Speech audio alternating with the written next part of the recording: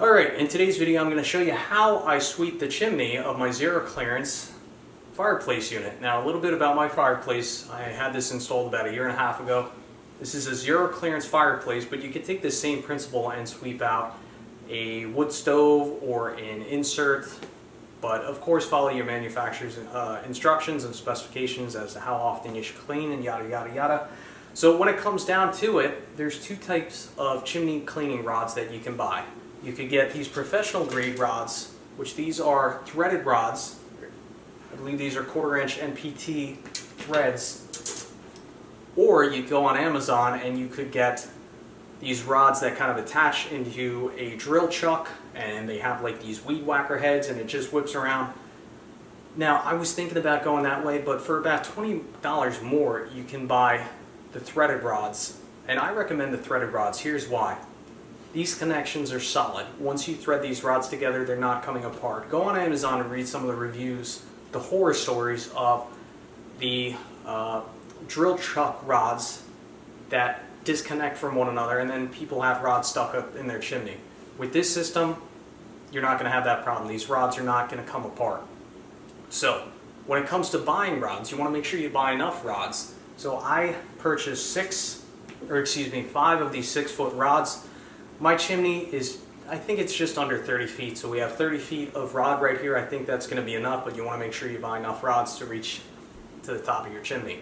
Now, the method I'm going to be using, obviously, is the bottom-up method. Now, you can do the top-down method. You can also use the string method, where you either pull this from the bottom up, or you drop this down from the top of the chimney down with a weight. I really recommend using rods. I think that's a safer way to go. Now, let's talk about brush heads. So really, there's two types of brush heads. There's a steel brush, or there's a nylon brush. I think this is nylon. So I have a stainless steel 8-inch inner diameter chimney. The chimney is round, so therefore I bought an 8-inch round nylon style brush. Now, there are different shapes of chimneys, right? There's oval, square, maybe even rectangular. Just make sure you've purchased the right brush that matches the profile of your chimney, and make sure that it's sized appropriately. You know, obviously I have an 8-inch chimney. I don't want to be buying a 10-inch brush because it's going to get stuck up there. So aside from that, what are you going to need to complete this task? Well, you're going to need some drop cloths. I have some old sheets that I have set up right now, just clamped onto the edge lip of the fireplace with some clamps. Up on the mantle too. I have a piece of cardboard laid down, and in addition to that, I have some plastic, which after I take everything out inside and we shove the rod up in there, we're going to set up some plastic here, and I'm going to hook up my shop vac. We'll talk about that in a moment here, but I have some plastic, some tape, a pair of scissors, cut the plastic to size if need be. If you have a modern insert or zero clearance fireplace, you're probably going to need a screwdriver or a set of pliers to remove the air tubes, soft bristle brush, a plastic scraper, a flashlight, obviously your rods and the appropriate brush. You're going to need some PPE, safety glasses, gloves, especially if you're using fiberglass rods, which I think there's only fiberglass rods. You don't want to get those fiberglass rods, those splinters in your hands. And obviously something to protect your lungs. This is, I believe it's like these are 2097, so I think these filter out like 97% of particles, but this soot is a carcinogen, so obviously you want to protect your lungs. In addition to that, I have my shop vac over here, and inside the shop vac I have a HEPA filter, and a HEPA filter removes very tiny dust particles. So basically what's going to happen is, after I remove the guts, set up the plastic, I'm going to have the shop vac, this tube inside the firebox, and what that's going to do is that's going to create kind of like some suction, and it's going to help to remove the dust that's falling out of this chimney. As you see, I have a sliding glass door there, and I'm going to have the exhaust port from the vacuum shooting out that door, but the HEPA filter really should remove most of those tiny particulates.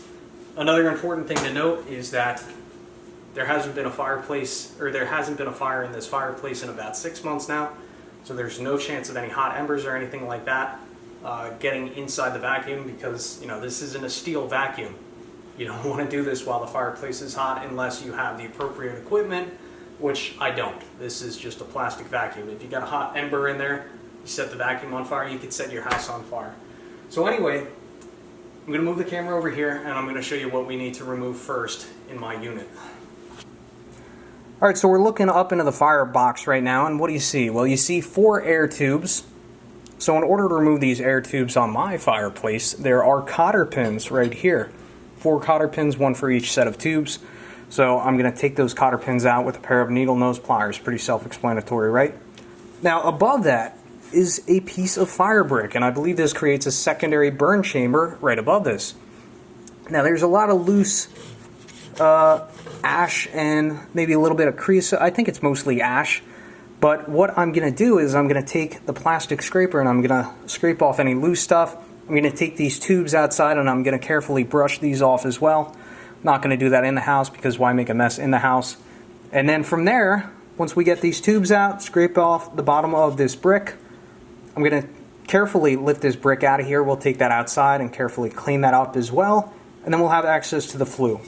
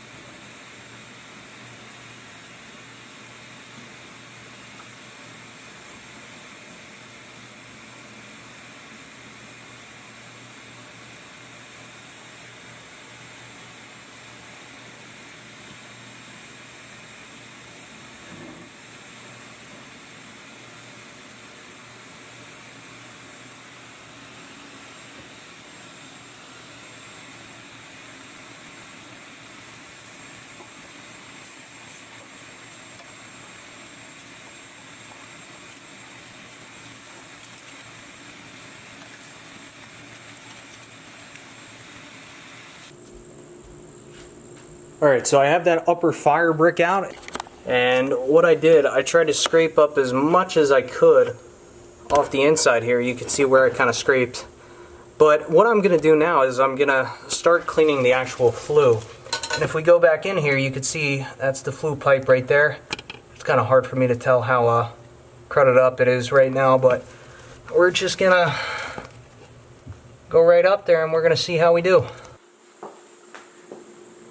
Alright, so I feel like I should also mention I do have the plastic up. It's taped up along the edge of the firebox. I have my shop vac going inside here with the HEPA filter, and that should suck up any dust in the air and filter it out through that filter. And the technique I'm going to be using, I'm going to shove some chimney cleaning rod up there, and then I'm just going to go up and down, back and forth, probably 6 or 7 times, then move up a couple feet and just repeat the process. I'm not going to be able to talk while I'm doing this, so let's get started.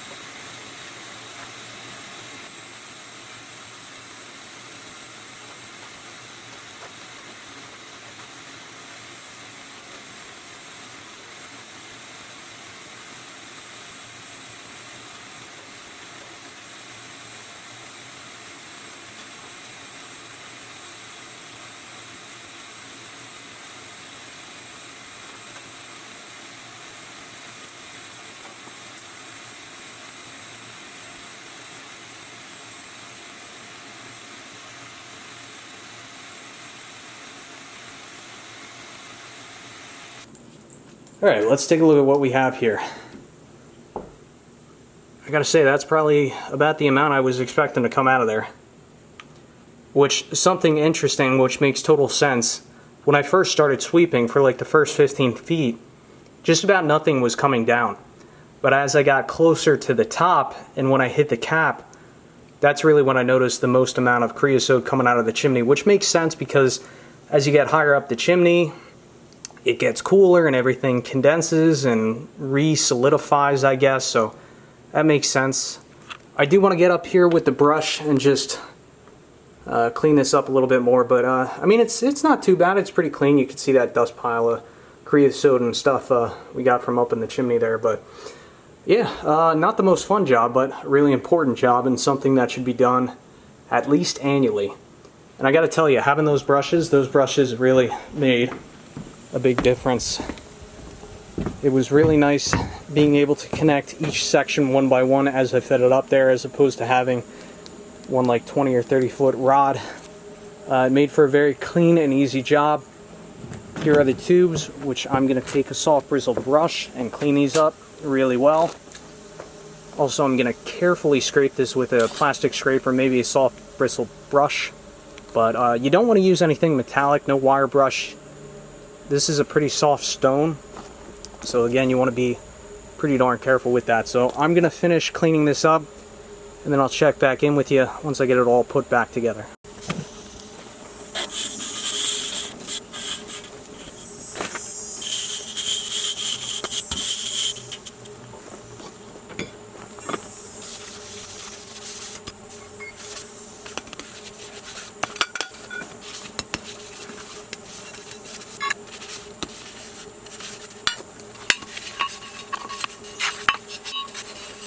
Alright, I just put everything back together. I took the sheets down, and as you can see, just about looks like I was never here. Could use probably a little bit of a vacuum on the hearth here in this little lip. But a really important point that I want to make is while you are cleaning out your chimney, now is the time to do a quick inspection of your unit. Check to make sure that your rope gasket is in good shape. The rope gasket is good on this unit. Something that I found, if you take a look at the back fire brick, can you see that crack back there? Well, that crack runs all the way through, and it goes from the top down, down, down, all the way down.